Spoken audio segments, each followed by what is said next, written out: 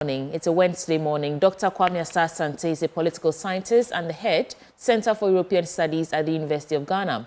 We also have Dr. Jabri Mohammed. He's a senior lecturer at University of Ghana Business School. And of course, Dr. Pakwesi Ediafola-Beidu is a development analyst. Gentlemen, welcome to the news review segment on the AM show. Thank you, Siti. Okay, so I heard Dr. Asah Asante, and I think I also heard Dr. Beidu. Yes. Yes, all right. So Kojo and I are here, but Doc, I want to start with you, Dr. Asah Asante. What has caught your eye, your attention over the past few days or last week leading up to today that you want to reflect on? Today, I want to, let me see. All right. Today, I want to look at a story that you carried on your network, which is so dear to my heart. Children in the pits. Yeah. It's a very difficult for me, a very difficult one for me because as a former president of International Journalists for Children's Rights, children's issues are of grave importance to me. The story talks about the fact that now you have children aged between 12 and 14, and some even below, who are in the deadly business of galamsey. After the big boys have finished their work in the pit, they go in, get the residue, and then begin to work on that for pittance. Even if they give them all the money that you can think of, you and I know it's no, no, no. Yeah. My worry is that, one, we are looking at the fact that these children go to this work every day except Tuesday, which we are told in the documentary. It means that school is almost always affected, because even if they are in school, they say they go after school because the owners of the site will not permit them.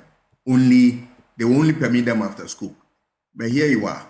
They are focused and minds are not in the classroom, but out there. They want to go and make money. That is a problem. What is also problematic is the fact that you have adults who buy these canoes for them. That is more shocking, just to facilitate the business. And it's so worrying. And I'm sure the political heads and the security people are taking political notes of these things so that they can nib it in the bud.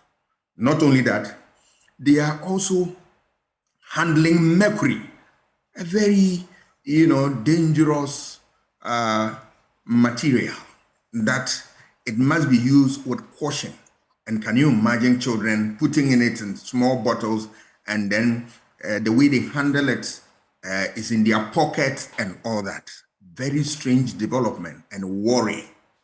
Not only that, you see also, parents, as it were, they are aware of their situation, but they are not doing anything about that, rather encouraging the children to do this. This is unfortunate. Because if you read the Children's Act, they said any decision that parents take relative to the welfare of their children should be in the best interest of their children. You have a parent who buy canoes for these small school kids to go and engage in this. Is it in the best interest of the child? No. Then you have people who are ready to buy from them. Encouraging the trade, the activity. It's worrying. And then you have education, division at that place, sitting down without talking about this. You have security apparatus, police and the rest. Have they seen this? And what is happening? I think that the institutions that are supposed to work must be seen to be working there, i.e. educational institution there. The next is the security apparatus. Yeah. Not only that, but teachers who handle these kids. One of them was saying that their teacher gave them advice, the way to handle this thing. It's no. Teacher, discourage them from going near mercury. Right. Because it's a danger to their society. So I believe all in all, we as society we have failed these children. We need to stand up and then make sure that the right things are done. Institutions must work because they draw salaries from the national kitty. I charge them. We challenge them that they should do better. Thank you, Dr. Asah Asante. And I mean, for a country like Ghana that enjoys a lot of accolades in terms of being the very first country to ratify that UN Convention on Rights of the Child, it's important that we maintain that, level of respect and focus on removing these children from those spaces. So thank you for that reflection this morning.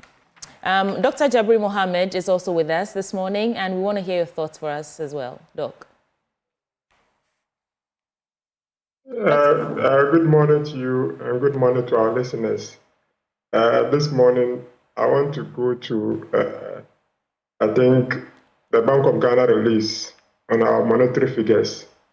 I want to talk about the CD, and I also want to talk about the debt to GDP ratio.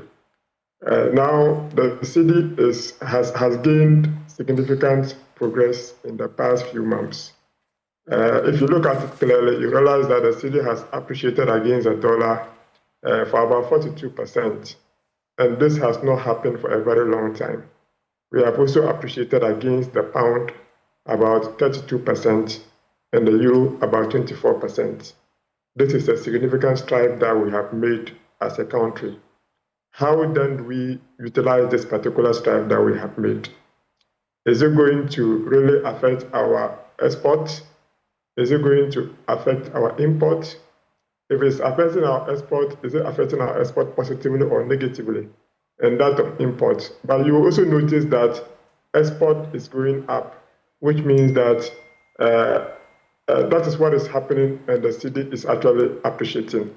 And I want to urge the authority to continue to maintain the level at which we are. People were even thinking that even if we are at 15 Ghana cedis, it's better. But now we are at 10 Ghana cedis, which means that there has been a significant progress over the past period of time. And I want to continue to urge Ghanaians to continue to give the support to what we are doing to ensure that the cedi is stabilized. In equal measure, the debt is also coming down. That doesn't mean that it should give the authority the power to go on a borrowing spree. It shouldn't be so. They should continue to maintain the cohesion between the Monetary Policy Committee and that of the Bank of Ghana, and that of the fiscal authorities, so that they both listen to each other. They don't overspend, and they also don't overprint money, so that we'll continue to have a stability in that area. We need to have a stable debt level to GDP level. We don't have to spend too much. We don't have to borrow too much. Let's spend on areas that are strategic in ensuring that we improve upon the lot of the people. The big push should be the anchor of development of the country. So if you're able to spend the 13 billion to over 40-something rules that we earmark to do, it's going a long way to help. We have to spend strategically. We have to plug in all the revenue loopholes so that we can continue to maintain a low debt profile, and that will help the development of the country. Finally, I want to call on University of Ghana Teachers Association. I'm contesting for UTAC Treasurer. Yes. So I want to urge them to vote for me, vote for progress, and vote for someone who understands the finance area so that I can manage the finances of UTAC very well. Not only that, our welfare is very important, and I'm there to serve you better. So, Dr. Asah Asante, I'll be coming to your office very soon to talk to you. So please talk to your colleagues to vote for me. No problem. There are winnable souls there. So coming, and we'll welcome you. So, thank you. Dr. Mohammed, I'll send you an invoice, please, for campaigning on morning show this morning. No problem. I'm ready to pay. That's a good one. All right, so gentlemen, let's get into the newspapers. I have a stack of them here. I have the... Oh, we have Dr. Abeju with us. Yeah. Dr. Abeju, I almost forgot you. Sorry. Good morning. And I would have had a big problem. I know. So, I mean, We went from children in the pit to looking at the economy and UI development analyst. So I'm wondering where your reflections will take us this morning, but it's your time. Well, very well. Before I start, looking at the face of Dr. Asah Asante, I'm very sure he's going to vote for Jabir. So, Jabir, I'm sure. It goes without saying. Right. Yes, but Suli, I want to talk about our roads this morning. On Monday, I was somewhere in the Ashanti region, and I was planning to come to Accra by road. And just, streaming live, I realized there was this accident on the Accra-Kumasi road where 15 people died instantly. And then I decided, using that road, I'm always careful, I'm always cautious. So I decided to use the Bekwai Obuasi, that stretch. And then just also on that road, just before I set off my journey that dawn, I heard that 2 people also died out of an accident. Really, then I asked myself, what am I escaping? The point is that our road every time and every day is becoming a death trap for all of us. And it is important that we take conscious efforts to ensure that we reduce the carnage on our roads. We are talking about death coming from non-communicable diseases and communicable disease and all the sources, all the causes of death. But if we really look at the statistics in terms of death on our roads, it's very significant for us to be worried about. I take a lot of reflection looking at some of my colleagues, some of my friends who have lost their life on the road. And if you pile up the numbers, it's something that we cannot underestimate. So I want to use this opportunity, this platform, to urge the government to, the government is looking at the big push agenda where from the finance minister's budget, road construction is a big priority. We want to urge them. It's not just about having more travel roads. We are looking forward to safe and roads which are safe and can assure us of effective travel from and there to our destinations. And also to our drivers, we are begging them, all of us, we need to be very conscious. Do not think that you have used a particular road for a very long time and that you are so complacent. You are conversant with it and you have to be complacent. No. Sometimes, no matter how careful you are, some other drivers can even give you the problem. And so we want to urge all drivers, irrespective which car you are using, which road you are using, we need to be very, very careful because your life, our lives are very, very important. And to the enforcers, the police, MTTD, and all the institutions involved in ensuring road safety, we beg you, please let's prioritize the safety of our passengers and our drivers and not to focus on irrelevant things. Right. Cars must be checked, drivers must be checked, road safety regulations and precautions must be strictly adhered to, and we must enforce them so that we can protect our lives. If not, it's very dangerous to travel on our roads, and it's not the best for our country. Grateful to you, Dr. Abeidu there, but I want us to start from on that note. If you look at the Daily Guide newspaper, page 6, it says 16 perish in gory crash. That story was what he was referring to. We're doing the Daily Guide newspaper. It also says stop peddling lies, damage strikes Ayine, NPP flag bearer race, aspirants to pay 600,000 cedis.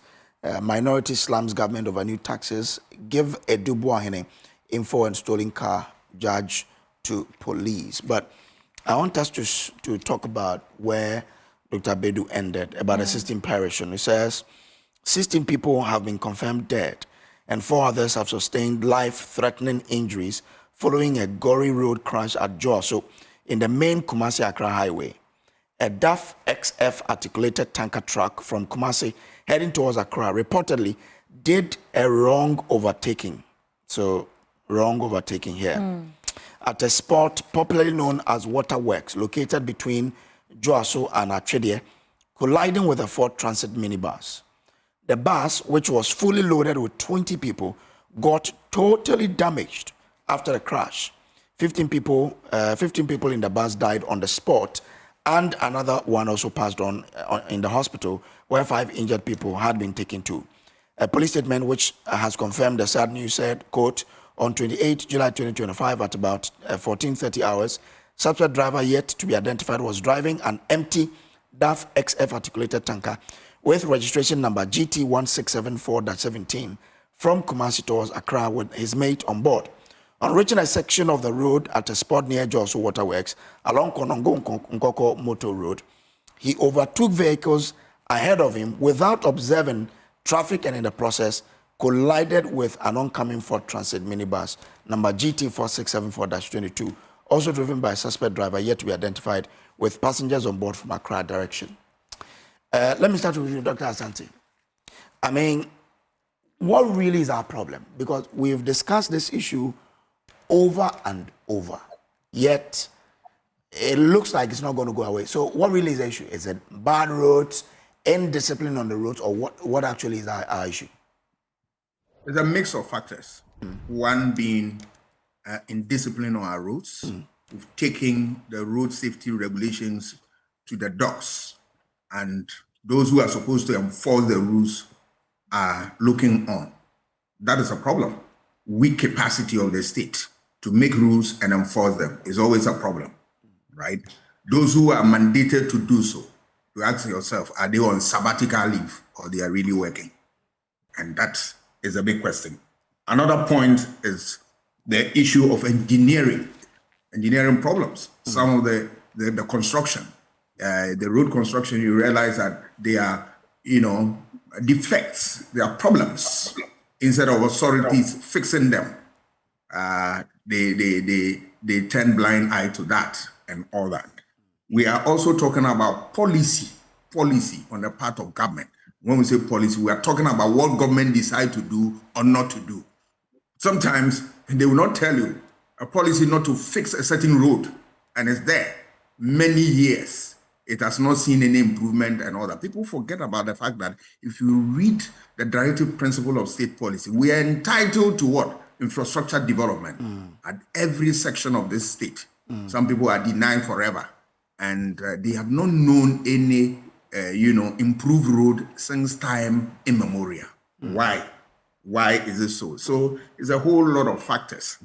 Then now, if we want to deal with this, yes, we must get our acts together and make sure that rules are meant to be enforced for the betterment of society. What is law? I'm not a lawyer, but my understanding is that it's a useful instrument to regulate human conduct, without which we have difficulties. So if the rules are meant to regulate our conduct, let those who enforce them be at work.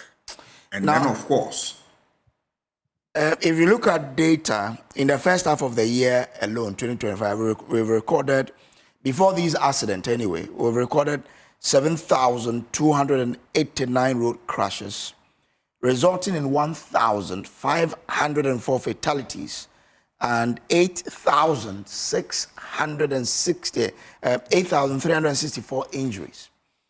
I mean, we've always said it's because of the single, is that how we call it, the single nature of our roads. So we don't have a lot of double roads between our major cities.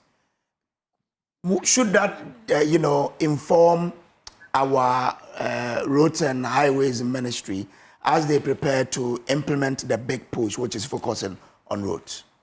Obviously so. Anything that would improve the usage of the road and it will make life better is what we need. So they are experts. They must be able to figure all these things out and incorporate into the work that they do so as to make life better for us. Otherwise, then we are going to have this problem for a very long time. But we as a society must also make sure that we demand this. We demand it. And then we must also be disciplined. The indiscipline is what is killing us a lot. I'll move on to these 600,000 Ghana cedis as a fee for aspirants who want to contest for the flag bearership of the new patriotic party. Okay. Yeah, there are a lot of conversation about it. People say it's so high, a figure, and the rest of them. Some people say it's discriminatory and all that. I don't share in any of such views, right? I'll start with the magnitude of the figure. Yes, it's high, but it should be so. I support it. Because you see, they are not asking the people that you yourself should dole out that money and come and pay. But we want to see your skill, the skill that you are able to use to be able to attract resources from family, friends, and bodies and organizations. That's a mark of what? Somebody who wants to be a president. If you don't have the skills and then you can't do this, I'm afraid you should not come near the seat of what? Presidency. We don't need you. So I believe that I support the party. That figure must be there, and that those who have what it takes should be able to what? Handle this and then get into the business of politics. 2, the issue about discrimination, that is something is going to encourage only the rich to participate in this process. No. Being a flag bearer where you are in a dominant party such as what, NPP, that if you are lucky and you win the elections, you become the president, and that you are telling us that, look, you can't look for resources like this, and that they've said this thing and is a boundary for you or a border for you, then I'm afraid you can't lead us. It's not discriminatory. There are rules and regulations for every opportunity that avails itself. If you are going for positions, there are conditions. You either meet them or you don't meet them. Simply put, it's a very simple matter. Why is it that we have age qualification for somebody to become a president of this country? Why is it that there's age limit? There are so many qualifications. We are not, sidelining some people, but we are saying that if you want to get there, you should have prepared yourself and work yourself towards that end. So if you are not able to meet that threshold, I'm afraid you are not going to be allowed. And that is not discrimination at all. Otherwise, a lot of positions who cannot compete because, or we can complain about that, but there are rules and regulations that govern all of these things. So those who have must go and pay and then get themselves ready for the contest. My caution is that when they are in the mode of campaign, they should remember that it's a family contest and that they are not in to discredit each other to the extent that when that person wins, then they find it difficult to repair the damage that they have caused to that person. We as political observers will pick the pieces and throw it out there, and it becomes raw material for campaign against them by their opponent. They must be careful. But with what you've seen so far from the various camps, haven't they crossed this path where you've seen how they've attacked each other? I mean, do you still think that they've not done that damage to themselves already? Better late than never, right? They have done some harm, but if they should restrain themselves, they are not going to compound the situation. And that is an advice that I'm giving them. But if they continue to undermine each other, bringing religion, ethnicity, and other unprintable things into the fore, they should remember that political communicators and opponents will pick on this. And then last days of their campaign, whoever emerges is going to be confronted with these things, and answers to them is going to be a problem. I'm sure they are too wise for these type of traps. They should avoid them. Okay. But having watched the political space for some time and being a political analyst yourself, this is your forte. What must be the factors that the NPP must consider going into this particular race to elect a flag bearer to lead them into 2028? Obviously, if you are a candidate, you have two hurdles. You are looking at things that are of interest to NPP as a party, and of course, by extension, what the nation also requires. So you need to be able to juggle these things very well and come out with something that will resonate with the party people and of course Ghanaians. Because as you are campaigning, even though you are campaigning to NPP folks, Ghanaians are taking political notice of the things that you churn out. And that, this guy says a lot of brilliant things. I'm sure when he's able to win, I'm going to throw my support behind him.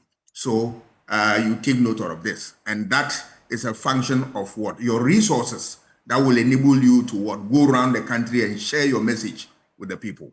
That is also a function of your strategy that you employ to elicit the type of votes that you need and responses that you need to carry the day. And of course, your message that you have that deals with their situation at the national level, at the regional level, and constituency level what we call the constituency-specific issue.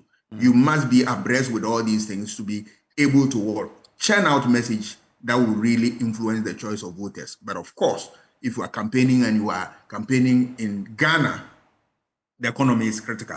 So they must address themselves to what issues of economy that border this nation. Because even if you are NPP, you are still within the universal set of Ghana. And that if there is a poor economy, it will rob of you. The issue of infrastructure development must occupy the attention. And of course, issue of corruption and the fight against it, not a lip service. But that means that you are going to go into the records of your political party, doing very well to talk about the youth who are without jobs and they are yearning for jobs. And I think another time, we'll be able to throw more light on this. Okay. Let's bring in Dr. Jabiru. There are issues in the Daily Guide. Stop peddling lies, dummy strikes are NPP flag bearer race aspirant to pay 600,000 cedis. 16, and that's my concern there, because our roads are taking a lot of lives. I've seen people now start a campaign to say our lives matter. So yesterday I read from someone on Facebook who said that he has decided to take flight. He won't drive because the roads are taking too much life. So you can take a bite on the 16th parish in that gory accident there. Dr. Jabiru. Okay, Kojo. Yeah, I think a lot of issues have been raised. And one of the critical things is about the engineering of the roads. Even if we decide to do even a dual carriage of our roads, how do we do a proper engineering?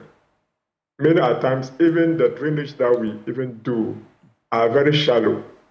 And sometimes people even dump rubbish into them and they get choked. In rainy season, some of the roads are even closed, reduced from 2 or 3 lanes to even a single lane, because the drainage facilities are very, very poor. So these are things that we even have to look at in the first place. Now, the second point is the indiscipline. After the indiscipline is almost every driver in Ghana is sometimes indisciplined because of the way and manner in which we move about and we do things and nobody question us. People will come and hit a traffic light, or they'll go and hit a street light, and they move away and nobody questions them. There are no any security gadgets to be able to gauge all these things. These are very big problems. And from the beginning of this year, I've been preaching about the carnage on our roads. Just look at the numbers that you have sprinkled out.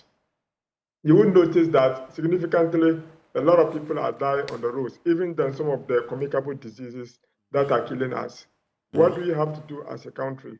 What are some of the measures should we put in place to ensure that we are able to limit the carnage on our roads? Discipline is very important. How do we ensure that the police service must work? They must rise to the occasion. They have to do the right thing. The National Road Safety Commission, they have to get up and educate the people about the carnage on our roads. The DVLA have to play their role. The road network, the road ready, and everything. They must enforce the strict measures.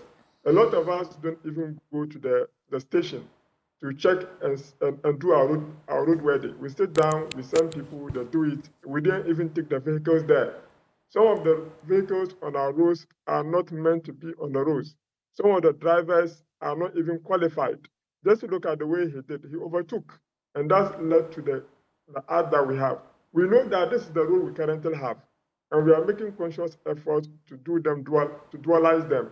So if you have this one, what we do, we have to educate our people in such a way that when you are on those roads, you don't have to be overtaken anyhow. Before you overtake, you have to look at about 50 meters away. Is there any oncoming vehicles or not? If you don't do that and you just overtake, at the end of the day, you are going to have a crash with somebody.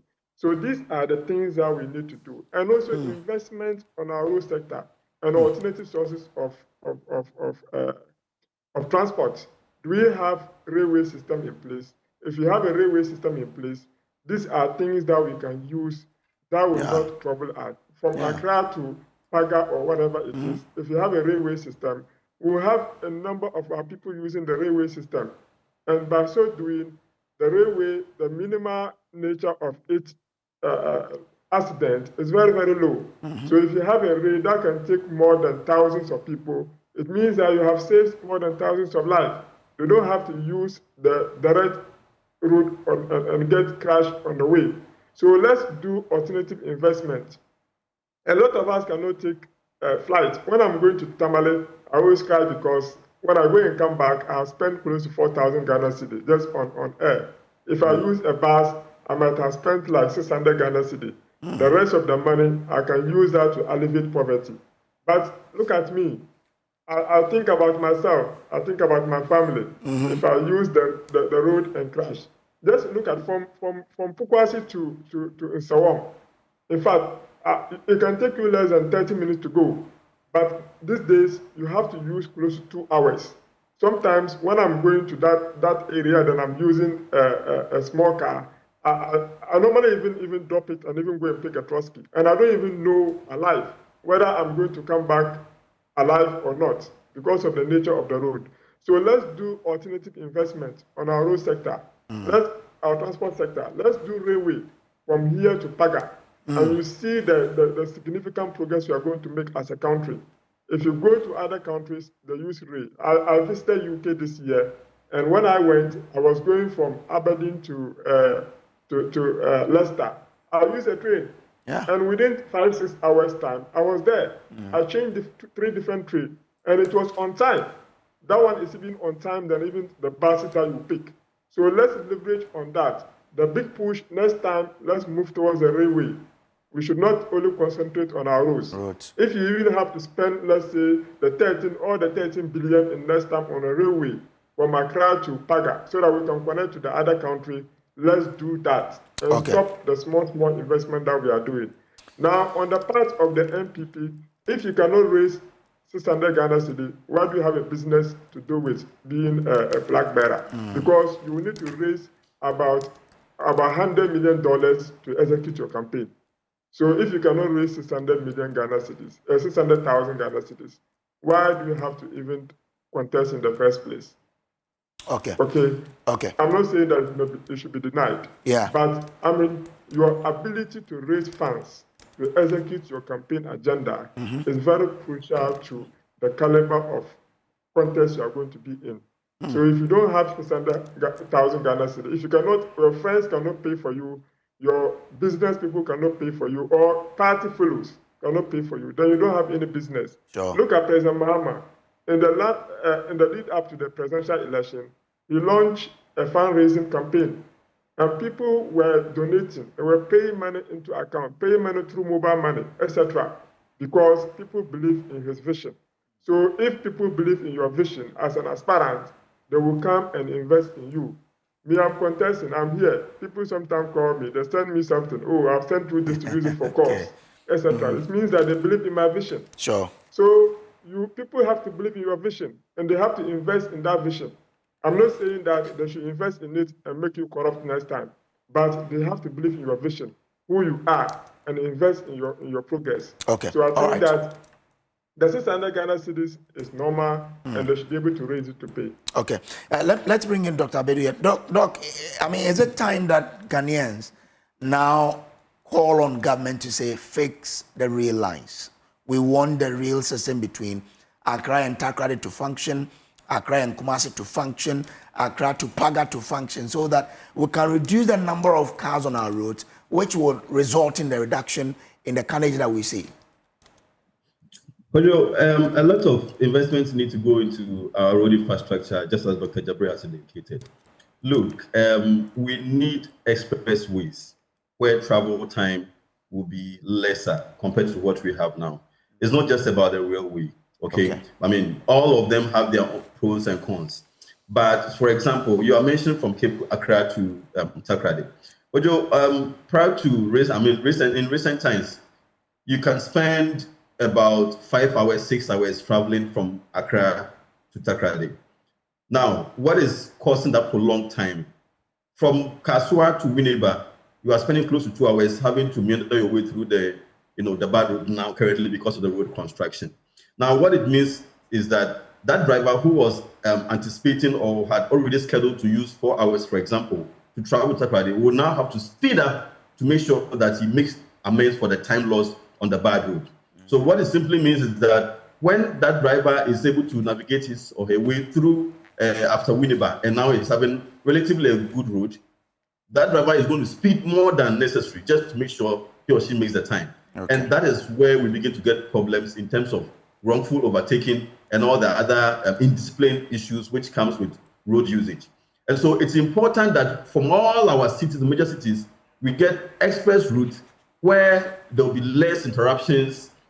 If, for example, from Cape Coast, from Accra to Takoradi, we are having a road by the beach side, for example, where it doesn't pass through most of the communities where there are necessary stoppages here and there. Road users, those street vendors interrupting traffic flow.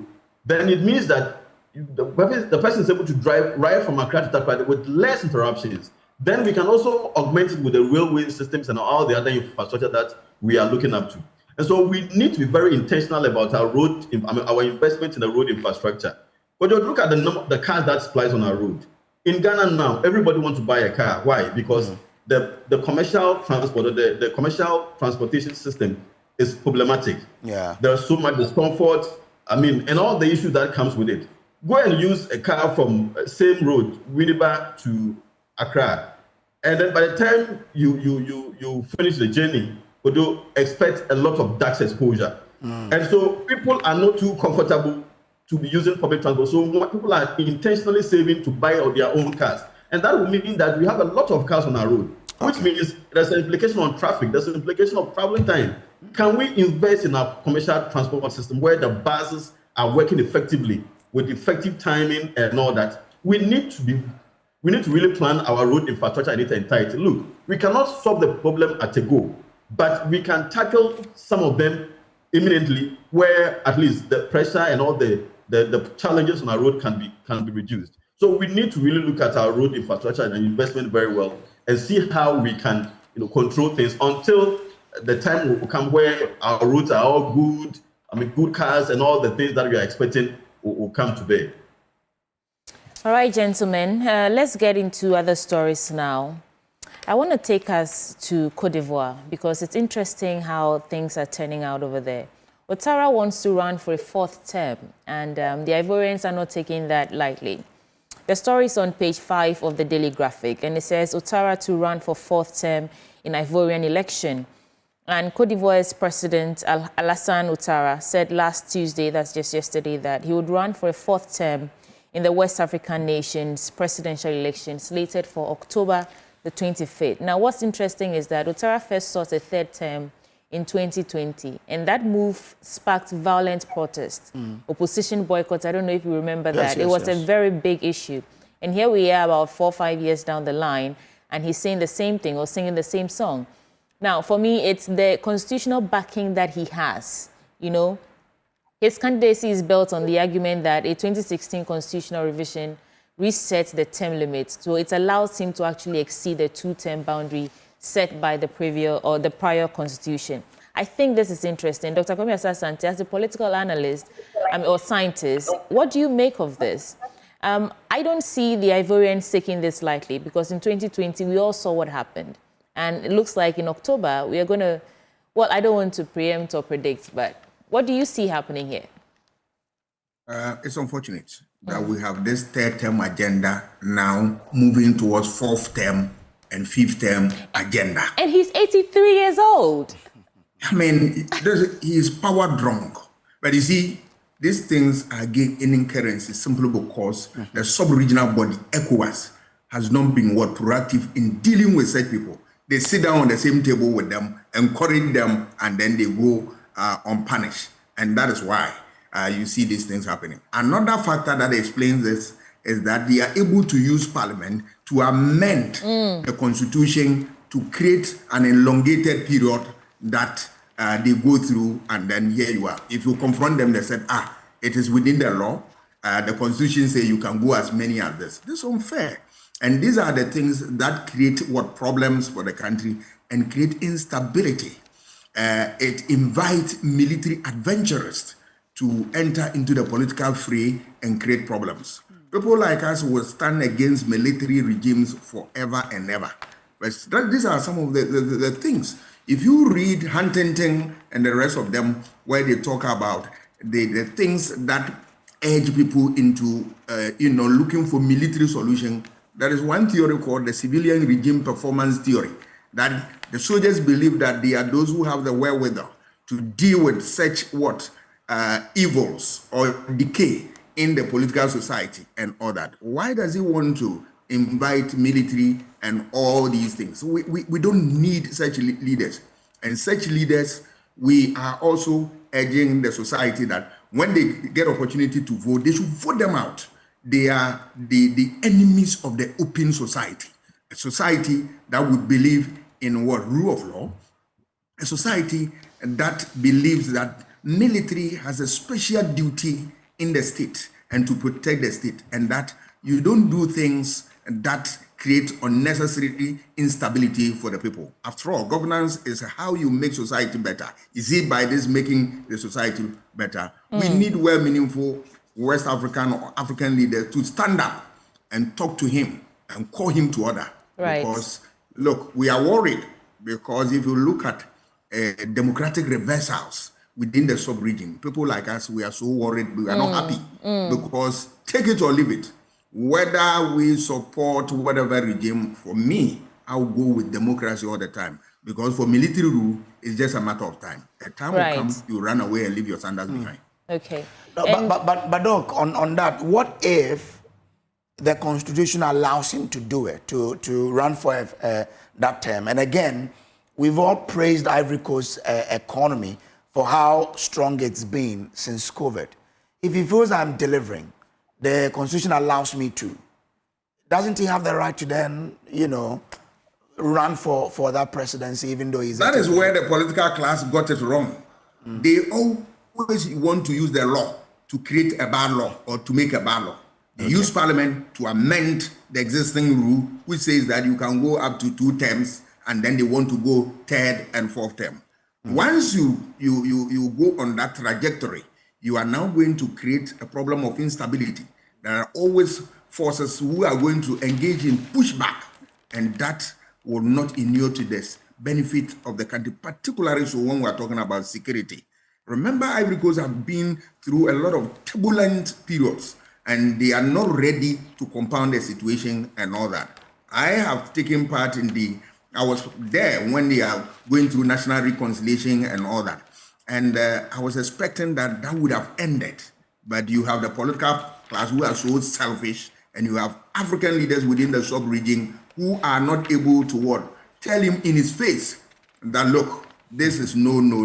And that has, aggravated the situation, and that put us where we are. It's unfortunate. Right. But well-meaning people who believe in democracy must stand up and defend the cause of the democracy at all times. So, Dr. Abeidu, thanks, Dr. Kwame Asah Asante. Dr. Abeidu, Cote d'Ivoire is bordered to the north by both Mali and, I think, Burkina Faso. And we've seen what's happening there and how most African young people now actually praise, especially Burkina Faso. It's admirable what we see, happening over there. And most people are saying that if that's what, military regime looks like, they're willing to risk it. But the question I want to ask is, how does this influence what we are seeing here in Ghana? And is it possible, from your development perspective, that this, what's happening in Cote d'Ivoire could mirror what we are seeing in Mali, Burkina Faso, and Niger? Because it's very close to what's close to Cote d'Ivoire. I don't know if you get my question, but let's hear your take on it. There's really a thin line between what is happening in Ivory Coast and what is happening in Mali and all the Sahel regions. Yeah. Look at what happened even in Ghana. Look at what happened in the 2024 elections. Cheddar amassed a lot of votes. And that sent a lot of signal to the political elite that, look, the young people are increasingly losing trust in leadership. Look at how Burkina Faso's president was hailed when he came for President John Mahama's inauguration. It sends a signal. And that is why I am not always comfortable when we are discussing even President John Dramani Mahama having a third term and another term and all that. Because you see, some of these discussions, when they start coming, there are some undertone influences or interests which begin to push, and then it escalates to a different level. What is happening in Ivory Coast, like I've mentioned, is increasingly leading to a certain problem or condition where eventually, if it's not well handled, it will lead to a lot of uprising, and then it will escalate into something else. Right. And so it's important that as neighbors, we say it in our local language that when you see that your friend's beer is burning, you put water by the side. We need to prepare and understand that whatever is happening there, we don't have to entertain such discussions here at all. Like Dr. Asah Asante has indicated, look, democracy for us is the best that we can wish for. And we need to consolidate it, we need to protect it in any way or form, in any how we have to, so that we can have, a peace of mind to live in this country. Military cannot be entertained in any way. And so for me, our brothers our brothers in Ghana and all those watching us, we need to let them understand that, look, where you are, the path you are channeling now is risky, and you don't have to entertain it. I will agree that when the time comes for any elections, he should be voted out so that we can have a new face, and the constitution should be reviewed, Right. if possible, like Okay. so that we can have a more stable and predictable, tenure in terms of the presidency. All right. And Dr. Mohammed, I want to piggyback on something Dr. Asah Asante said about ECOWAS and, the other, leaders who are unable to tell AU, who are unable to tell them to their faces that perhaps you're risking the peaceful democratic dispensational era you're enjoying. Is that in any way suggesting that they should step in at this point? What do you think? Well, every country have their own, sovereignty. And you cannot impede on the sovereignty of the other. But it is equally important that regional bodies and international bodies must also sit up. You cannot say that because they have their sovereignty, you cannot impede upon their sovereignty, and for that matter, you will have to do fiasem. You remember that in 2010, when the issue cropped up, you see, he's a victim of, or he benefited from beneficiary. Yeah, he's a beneficiary of such a system where Laurent Gbagbo was pushed out and made him to come in. Maybe he's playing to the powers of his people, his colonial masters, and for that matter, he has that kind of protection. That is how come that he's behaving the way he's behaving. He's not the only intelligent people in Ivory Coast. And I mean that when your tenure is over, live in peace. Don't live in pieces. You have to live a period where the people still love you and still want you to be their leader. When you leave, you become a ghost for people to come and worship you. Tap from your experiences. Look at John Wallace. When his tenure was over, he left peacefully. Yeah. John Kufuor, he left peacefully. John Mahama handed over peacefully. Akufo-Addo handed over peacefully. That is how come that Ghana is seen as a beacon of democracy in West Africa. That is simple as that. Right. It is not about economic performance. It is about leadership. When you lead very well, any other person who comes in, the standards are set. Because Gbagbo set the standard to continue to stay, that is how come that he's also moving in that direction. All right. The moment your predecessors behave well, you will behave well. So the international bodies, the UN, the AU, the ECOWAS, they must stand on him and ensure that he respects the will of the people. And the Ivorian people have to stand on him. If it means that they have to demonstrate for 1,000 days, they have to do that.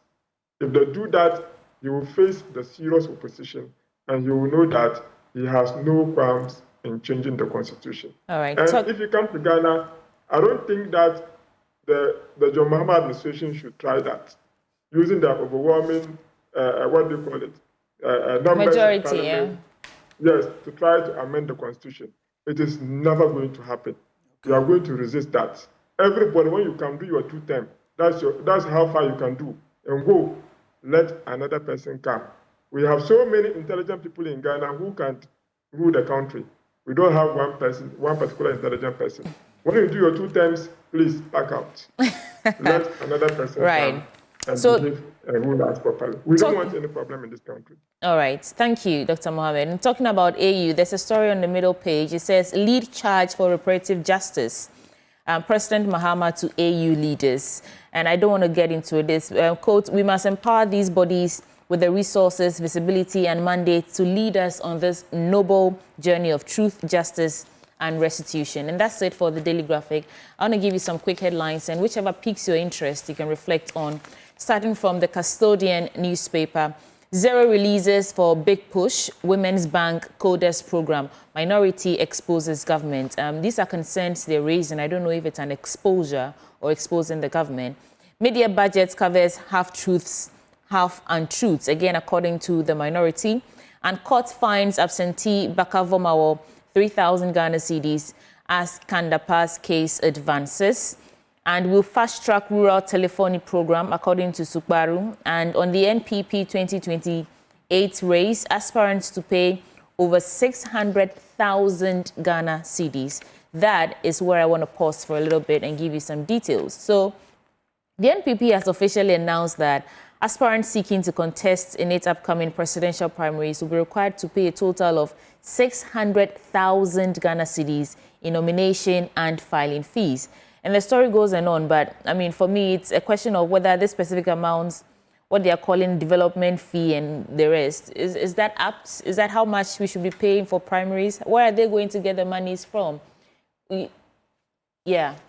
Okay, I know we touched on this briefly, but these are questions on my mind as to whether or not this amount of money is prudent for the intended purpose.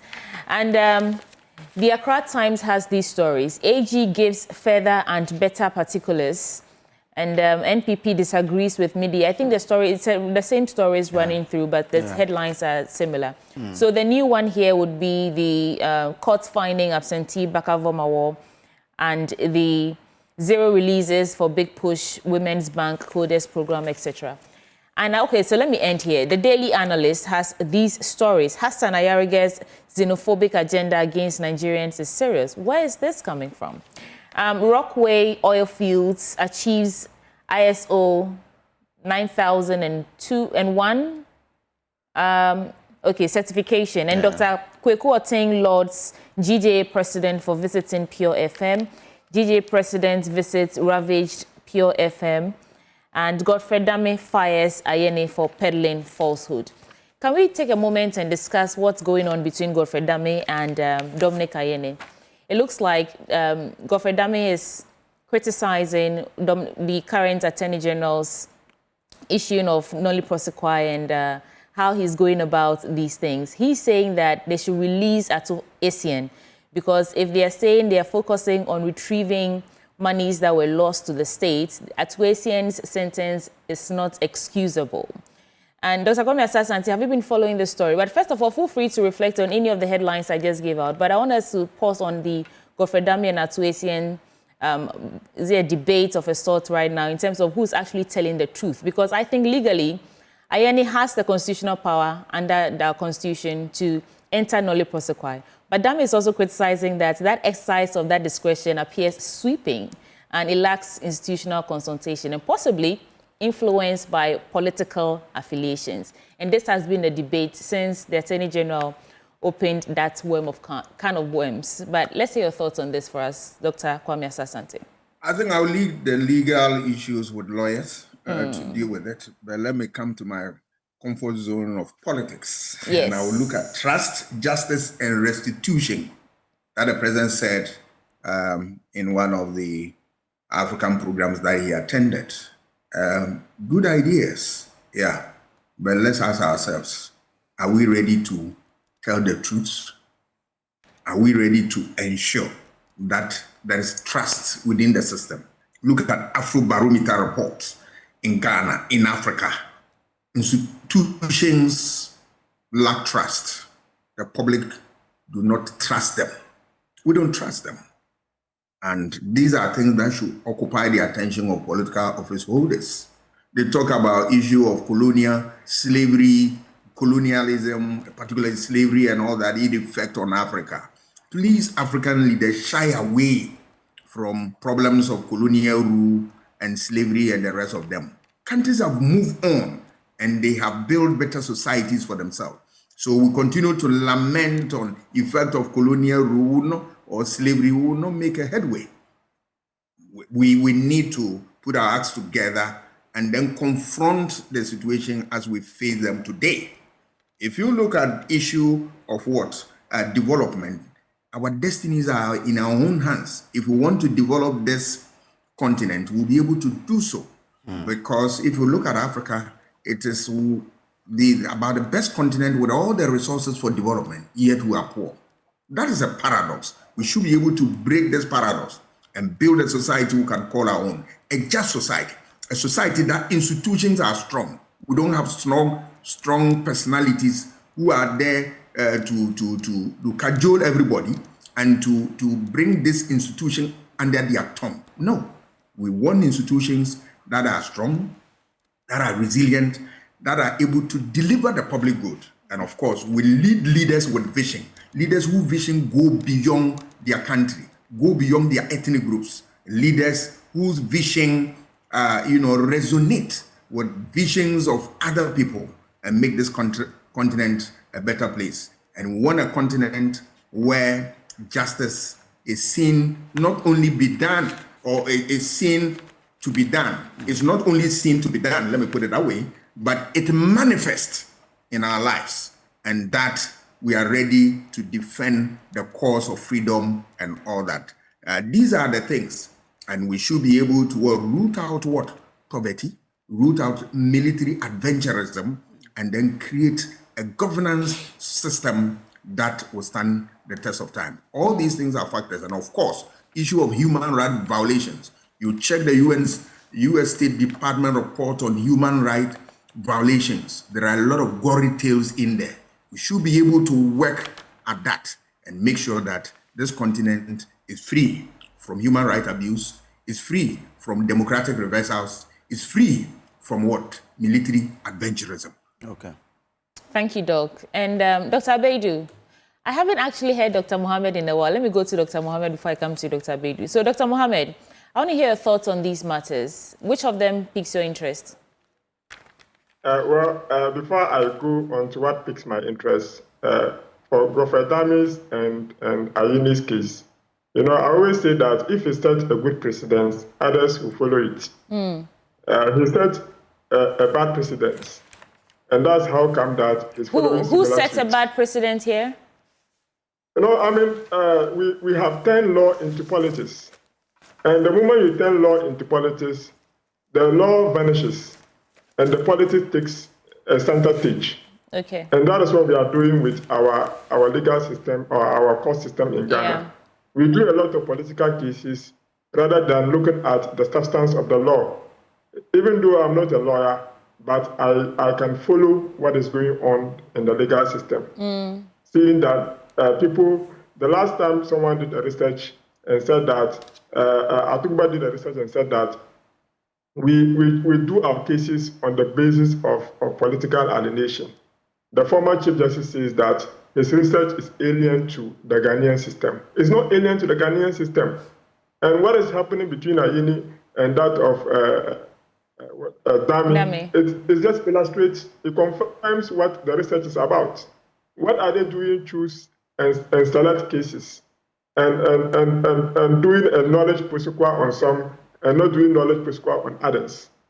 What precedent did Ayini set in most of the cases that he was doing? Look at the case against the current finance minister, the case against the current governor of Bank of Ghana. We don't know political cases. So if he also comes, but that's a good point to bring in. But for the Dr. Atuforsen case, the court decided on the case. That's the crux of the matter, right? That he says, yes, it's good you file nolle prosequi on some of the cases, but some of them allow the court to take the decision. That isn't there a point in there to say that, well, yeah, sometimes the court has to decide. Yeah, the court will have to decide, okay? But to what extent is a court decision? Is a court decision being influenced by politics, or the court decides on their own will or their own volition? Yeah, sometimes they may say that certain things may be a contempt of the court. But the fact of the matter is that in some of the cases, that some of the things that the court decides, the court don't decide that on their own. And you know that, and the research has demonstrated that, which people say it was alien. So let us move away from a decision by politics and allow the court system to work on the basis of what the law says. If we are able to follow what the law says, then it means that we can do the right way. We can do things the right way. Anyway, politics and law are inseparable, but we have to work. They must work hand in hand to ensure that both of them work efficiently as it may be. So I will urge lawyers, I will urge judges, and everybody who matters in the legal fraternity to deal with the law as it is, okay, and not meddle a lot with politics. And that way, the people will be free. Judge Rousseau says that the people will be free if they obey the laws they themselves have made. Are we obeying the laws we have made? Absolutely no. And that is why the freedom has been taken away from us. You see, when you have a freedom of a law, it means that if you have a freedom of a law, it means that you do not have a freedom, because it is a legal system that is supposed to be protecting you. Now, on the issue of the big push, Codex program and Women's Development Bank not giving the needed attention, I think that, you see, these are new programs that the government is trying to introduce. And if you don't get the structure in place right, and you just push money there, I bet you nothing will happen. So you remember that even in the budget, they have done an audit of roles that started and they didn't complete it. And they have come out with roles that they want to do, which is about 32 new roles areas, and about 13 different ones that were started and they have not completed it. If you don't do that proper audit and ensure that you put structures and systems in place and just bring out the money, vampires will come for the money. They will come for the money and you will never see the road. Meanwhile, money is being spent. You all know what happened to Palugu Dam and all those places. We all know what happened to the one district, one factory. We all know what happened to one dam, one village, one dam. Right. People go and did a duck out without anything. So we shy away from that. We should not go back to those eras again. Let's do things that will resonate in the lives of the people. National Codex, if the framework is not drawn properly, you cannot do it. They need to have 3 centers, one from the north, one in the middle, and one from the southern belt. You need to have that, and the structures must be put in place before you begin to recruit people and do the program. Doc, on that same score, the broader score has been the 1 million coders has been launched. Yeah. Is that not so? Yeah, so you launch a program doesn't mean that you have to start spending. You launch so that people will know that the program has been operationalized. Okay. If you look at the fee stress policy, because we already have a system in place. There is what do you call it? Scholarship Secretariat. There is a Student Loan Trust Fund. So the system is already there. This is a new program that has not been systemized. So if you don't have a system in place and you begin to push money there, I bet you nothing will happen and you will not see the money. Okay. People will find reasons why they have spent the money. All right. So let's not go there. And finally, Women Development Bank. The framework has not been drawn. Okay, Doc, so I get the point. The point is that because the framework has not been done, we cannot spend. Let's bring in Dr. Abedu now, Sweetie. Well, Doc, I want to hear your thoughts on this, because bottom line, I think there are 3 versions of the truth here. There's the version from the minority side, which aligns with their political legal position. Then there's the version of the current Attorney General, and should I say the majority, and it also aligns with their political legal position. And then there is the actual truth of who is doing what. And I think that line is fading away with time and the precedents we keep setting. But I want to hear your thoughts on this quickly for us. So, I'm careful when I'm talking about the legal issues. Okay. So the only thing I want to say is that, look, I always say we have to be very mindful when we are dealing with the legal tussles, especially when it comes to the political lines. So that we don't set precedent whereby in the future it will come to haunt us as a people. That is the little that I want to say. Okay. But I wanted to really touch briefly on the rural telephony program. Okay. If time will permit. Yes. Look, there are still communities in most rural areas in Ghana where nurses will have to climb trees, make a call for ambulance to come and pick patients in dire need. There are still communities in this country where people have to walk for kilometers before they can have access to text message or communicate. These are critical issues in most of our rural communities in Ghana. I am very happy that the Ministry of Communication is intending to roll out this rural telephony program. It's something that was started or was done way back during Honorable Eslawusu's time, but looking at this scale, the intention to really upscale it deeper and extend more to more than 2,000 communities based on what I'm getting. I will urge the ministry to really work hard on this to ensure that rural communities are brought into, I mean, the inclusivity in terms of our communication systems are really integrated. We need to do this intentionally so that all the challenges that come to rural communities and participation, even in terms of managing our urban areas, these things have a long way in curbing rural-urban migration. So I will urge the ministry to really work hard on this and ensuring that our rural dwellers, our brothers and sisters in rural communities have access to effective and sustained communication systems so that they also have some better living standards from that side. That's a little.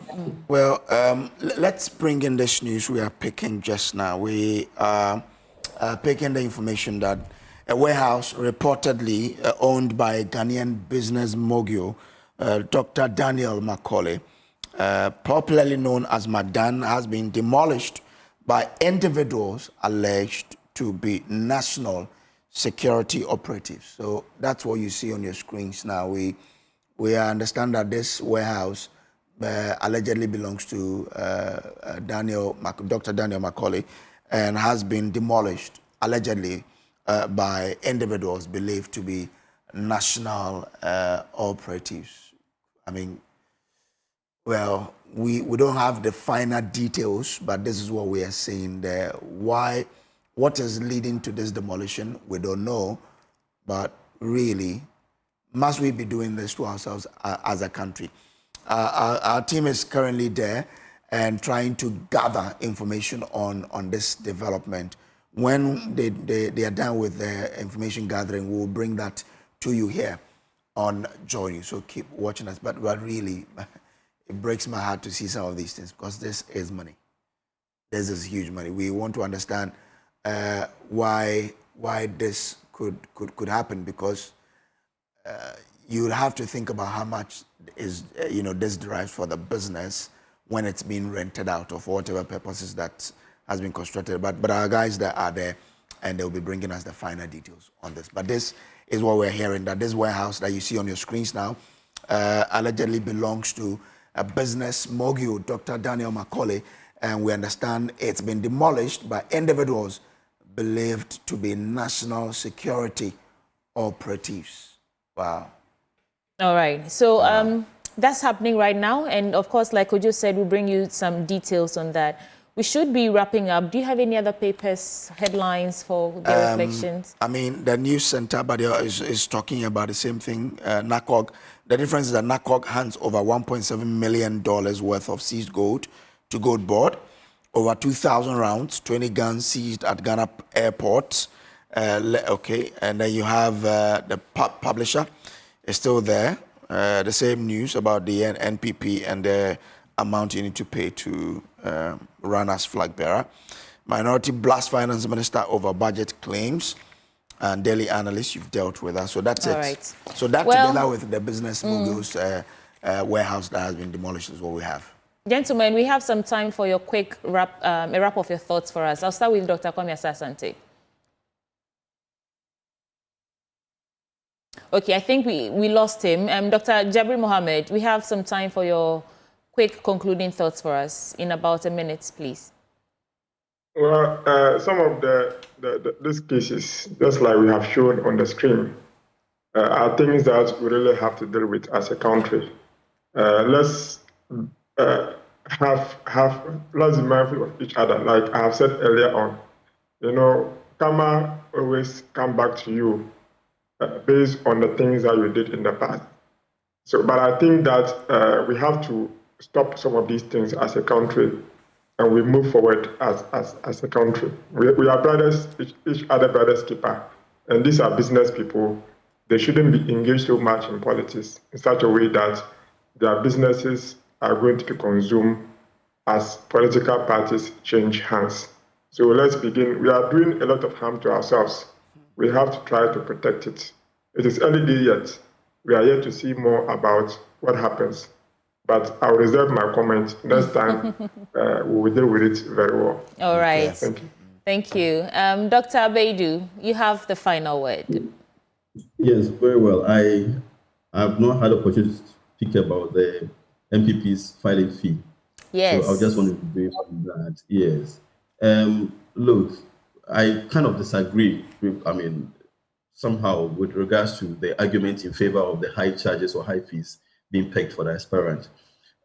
This is democracy. Look, in as much as we are looking at the ability to mobilize funds, even the mobilization of the funds should be well placed within a certain framework.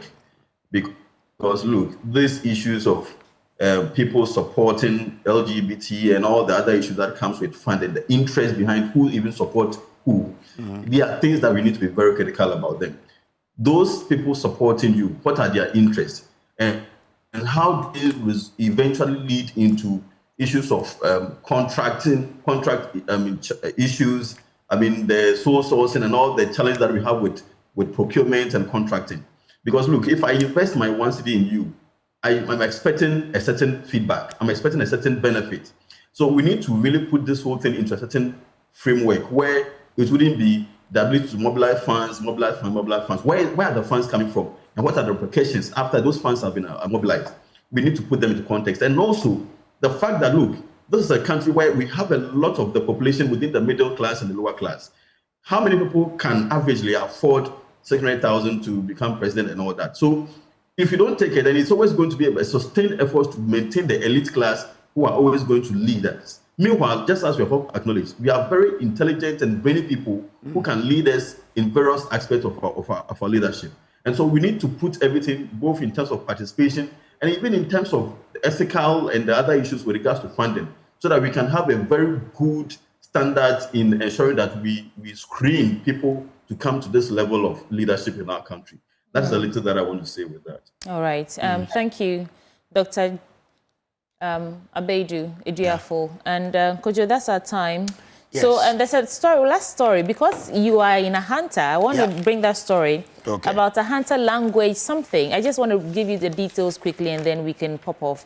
So I understand that the Ahanta language has been introduced in classrooms now in some parts of the Ahanta West constituency. Yeah. And that story is in the Daily Graphic, and I saw it moments ago, and I know that Kojo doesn't miss the chance to speak Ahanta and shine light on the wonderful things that happens in Ahanta. And so if I don't find it, Kojo, it just means that your hometown people didn't want me to talk about this today.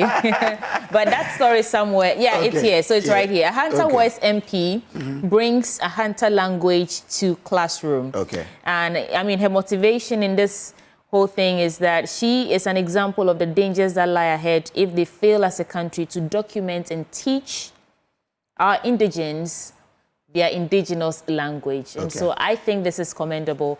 We interviewed her here some time ago when she was trying to actually materialize this vision. And so congratulations. Now your students can speak Ahanta. Exactly. It's a good thing that is happening. Look, she comes in and decides that we've been fighting this over the years without political will. So she wants to give her that political will, and kudos to her. She's done some fantastic job with that, and I appreciate that she's seen the need, and she's recognized the struggles we've been through over the years. I mean, 10, 12 years ago, some of us started fighting this, and that led us to establish a radio station called Radio Ahanta, so that we speak the language, to motivate other people to keep speaking it, because Justice Beidou and I, Michael Nyako, and other few guys realized that the language was extinct. Dying. Yeah. So we needed to do something, and we had the opportunity to get some funding from a community, an organization called the Ghana Community Radio Network, and they helped us to establish that radio station for us to keep our language up, you know. So we started speaking it. We wanted to get it in schools, and she's come to add the icing on the cake. So it's such a proud moment to live, that what you started long ago has today found, you know, you say mercy or glory in the sight of the MP to say, let me add mine to it. And yesterday I'm told that they went to the University of Winneba and University of Education Winneba to try and have a department there teach the Ahanta language. Such a great moment to be a hunter. Well, I did tell you that Kojo never loses or misses the opportunity. So if I leave him, he just go on and on. But let's take a break now. And when we return, we get into our big stories right here on the AM show. We'll be right back.